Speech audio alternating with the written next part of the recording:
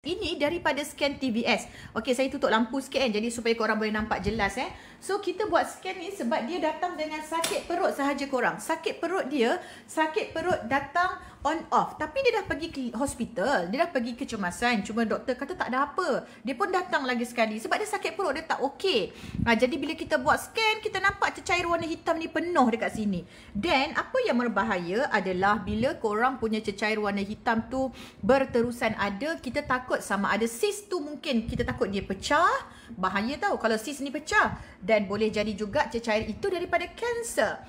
Korang nampak tak? Jadi that's why korang yang ada kerap sakit perut ni, bila kita buat scan ni kita tengok dah 11.6 dia punya size dia you all. 11.6 ni besar korang, besar. Siapa yang tak pernah buat TVS scan?